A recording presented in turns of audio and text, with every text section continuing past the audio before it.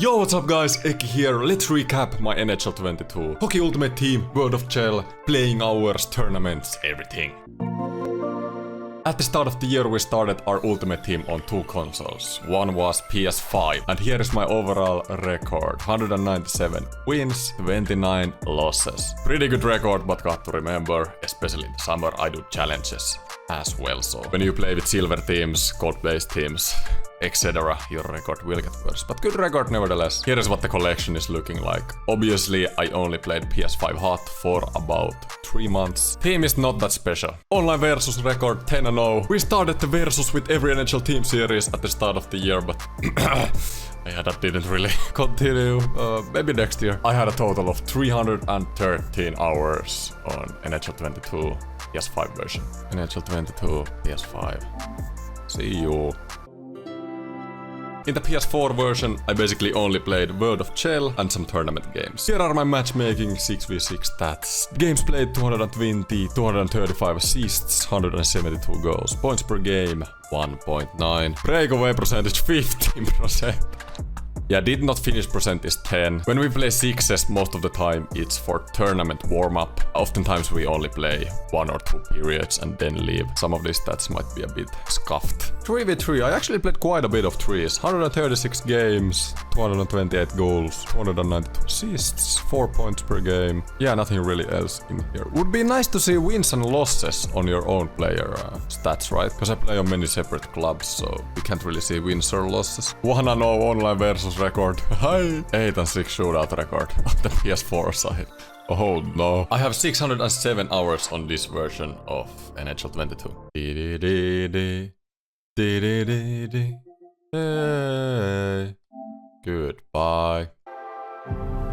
And we are at Xbox. Let's start with the next-gen version. Next-gen version of this NHL, I only played Ultimate Team. We had the Road to Glory series at the start of the year. Again, we ended it about the same time as we did the PS5 version, because we did the Road to GWC series on Xbox One. But on new Xbox, 115 wins, only 8 losses. So yeah, obviously in Europe, Xbox, the level of gameplay is maybe a bit lower level than in PlayStation. Most of the top guys do play on PlayStation. Not as many losses here. Yeah, I will talk later what I'm planning to do for next year, but I think I will play on this console only for NHL 23. Here is my team. My team is actually a lot better than it was in the PlayStation 5 side, even though I played more on PlayStation 5. Lots of X factors here. But yeah, looks like a team from the first couple of months of the game. On next gen Xbox, I have 6 days and 7 hours played. How much is that? That's 151 hours in total. Xbox One Hot, this is where we played from Christmas onwards, so we have the most amount of games here. Record is 411 wins and 34 losses. And you have to remember, we played bronze player and silver player champs here as well. So this record might be like ridiculous if we don't count those losses. This is what my team is looking like. A bunch of 99 players, 97s, 96s. Obviously, because we played the GWC here. Also, we have our beautiful GWC cards on this console. We have 9 days and 13 hours on the old gen Xbox. I have to use the calculator again. That's 469 hours in total. So yeah, PlayStation is kind of my main console. I play my friends there, I play all the different game modes there, and Xbox is my sweaty hot console. Alright, next let's go over all the tournaments I played. Let's start with 1v1 tournaments. We started the year off with E-Liiga, the official esports league of the Finnish National League. We won this tournament in NHL 21, but this year we lost in the quarterfinal to TPS and Pikku Roger, who ended up winning the whole tournament. Second tournament of the year, I didn't do any content about this tournament. It was my own tournament that I made, EU Connected, where we had 30 of the best players in Europe. Everybody had their own NHL team in Ultimate Team as Ultimate Team cards, and we could trade those cards, and sort of like GM Connected worked, but you had to do everything in hot. But yeah, that tournament went to complete shit for me. I had Tampa Bay, I had one of the best teams. I lost in the quarterfinals, again to a player who won the tournament, Nick Dangles. So the start of the year for me, tournament-wise, was not good, and I didn't feel that good about my gameplay as well. I didn't feel like I had the same advantage compared to the other top guys, like I had in the years prior. The next huge tournament was the Tampa Bay Lightning Bolts Shell Challenge. 2 players from Europe and 2 players from North America qualified to the live LAN finals at Tampa Bay. We were one of the 2 Europeans to make it. We had some tough games. We had an overtime game against Eken. Get the fuck out of my tournament.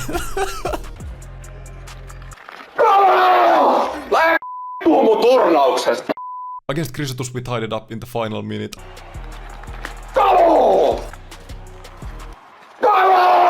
Against Nick Dangles we scored with 5 minutes to go. But we ended up making it, and it was such a relief, and especially after the tough start. Tournament-wise, this was huge for me already, just to make it to Tampa Bay. But then in Tampa Bay, I faced Joe's X10 in the semifinals, North American player. This was the first time in over a year I played the North Americans in the tournament, so I didn't really know what to expect. The best of 3 series against Joe's started super good for me. I won the first game 5-0. Then I'm not exactly sure what happened. Josh won the next game, I think it was 2-3 or 2-4, and I lost the final game 2-0, I believe. I remember thinking that I played pretty good, but I just maybe couldn't get that extra boost out of myself in the semis to win that needed one more game. Then it was time for the NHL Game World Championships already. NHL 1v1 needs more tournaments, man. Come on. But the GWC, it was separate in Europe and North America again. We ended up winning the European Championship. Obviously amazing, and in the GWC, for some reason I've always played so much better than in any other tournament. Maybe it is because in GWC you just put those extra hours in, you put the extra effort in, because it's such a big tournament, it's such a big prize pool. And I feel like your head and how you handle nerves plays more of a factor in the GWC than in any other tournament. So that's probably a big reason I've done good in the GWC also. Straight after the GWC we had the IHF World Championships. I qualified on Xbox to represent Finland. Then up until the finals we had a pretty easy road there, and in the finals we played USA. If you don't remember, in this tournament every country had 2 players, a PlayStation player and an Xbox player. And USA's Xbox player was Joe's X10, the same guy I lost to in Tampa Bay. In the final you basically played 2 games against your console representative, and the total goal difference of all of the games decided the champion. So our PS player Vattu lost both of his games by 1 goal. I won Joe's in my first game 5-1, and I lost the second game 2-3, which meant we went to an overtime where first goal scored in either of the games won the whole tournament. And I ended up burying it with Batterson, and yeah, we won the World Championship. I felt like in this tournament I was at my highest level, because this was straight after my European Championship win. Confidence was at an all-time high, plus I really wanted to win the North Americans. And also every time I played tournament games on a big ice, I feel like it gives me an extra advantage than it does in the regular games. My strengths, like passing and patience, it's even more of an advantage when you get to the big ice. Final tournament of the year, Finnish Championships, which just ended. I finished 3rd. Obviously I always want to win, but it was an okay result. It was my best Finnish Championship 1v1 result since 2019. So I'll take it. I still expected a bit more, because my regular games leading up to the tournament were going better than at any stage of the year, but that's something I've kind of noticed throughout these years. The way you do in practice games doesn't matter. Like every time my practice games have kind of gone bad, I feel like my actual tournament games go better. And this is some sort of weird mental thing for me, because if my practice games go badly and I start playing a tournament and the game is kind of even, I feel like, oh, this is even, okay, this is nice, and I'm still in this game, and my thought process is kind of way more positive. And if I've done very good prior to a tournament, and when the tournament actually starts, and if I'm not leading right away, and if it's not going super good, then I'm like, why am I not winning? Why am I not leading? Why is this game tied? Because my practice games, I won everybody by 5 goals. You start thinking that. So I think this is something that happens to me quite a bit. And I've actually just realized that, and I think that will help me in the future tournaments. If I just keep reminding myself that tournament is a tournament, practice games are practice games. One has nothing to do with the order. Then let's go over 6v6 tournaments quickly. We started with the Caps Gaming Showcase. I didn't do any videos about this tournament.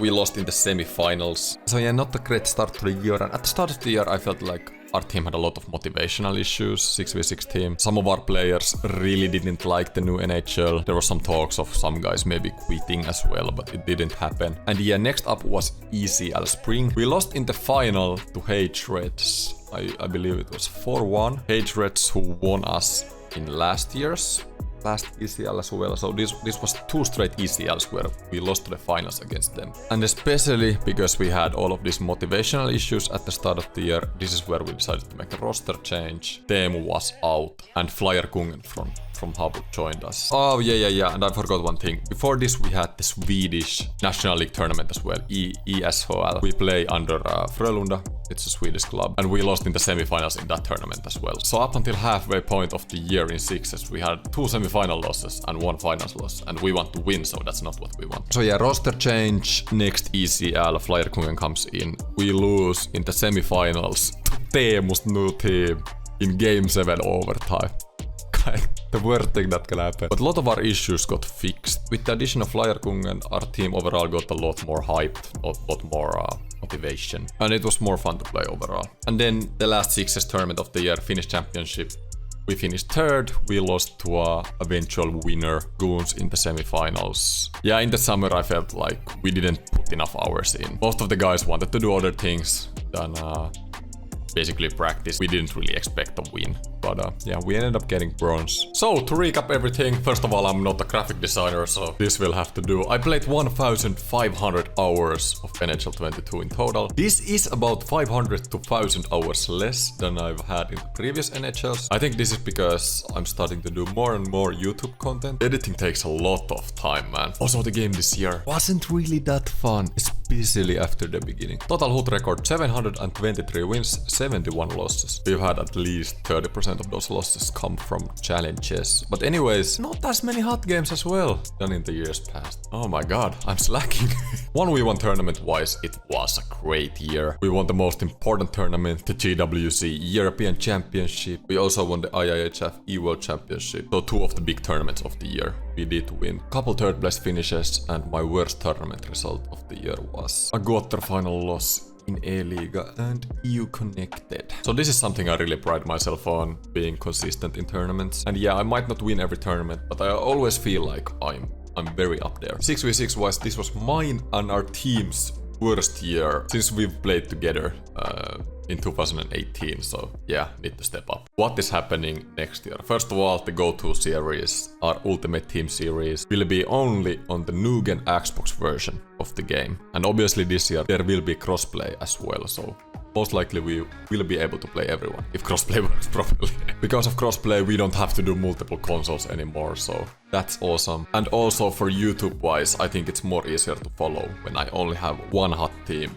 one series, and I'm not jumping back and forth in consoles. I think you would agree. Other stuff, I'm planning to do tutorial stuff. Versus Until I Lose will be back. I talked earlier about EU Connected. I feel like this year I will still organize it a bit differently, and I will create content to it, to YouTube. Yeah, Sixes tournament videos will still be in, and yeah, pretty similar stuff than I've had. One series I'm planning to do as well, this isn't 100%, where I teach my girlfriend how to play. I think tutorial wise as well, that would be good, because obviously you guys would learn there as well. But yeah, that's obviously up to the girlfriend as well. But yeah, if there's any series, any ideas you would want me to do, let me know. But yeah, I'm super excited for next year.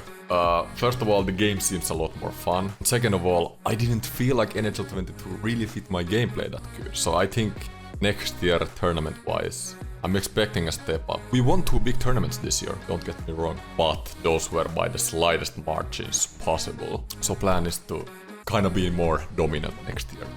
Yeah, let's see. One more thing, I'm looking for an editor, basically a full-time editor for 1 to 2 months at the start of NHL 23. Because if I would have an editor at the start, I would be able to create daily content. Me playing, then have to edit myself, limits my content possibilities a lot. So if you're an editor and you would be interested in something like this, editing my video, contact me on Twitter or something. Social links down below. Everyone, thank you so much for watching. Let me know in the comments what your NHL 22 was like. Have a great day and see you next time.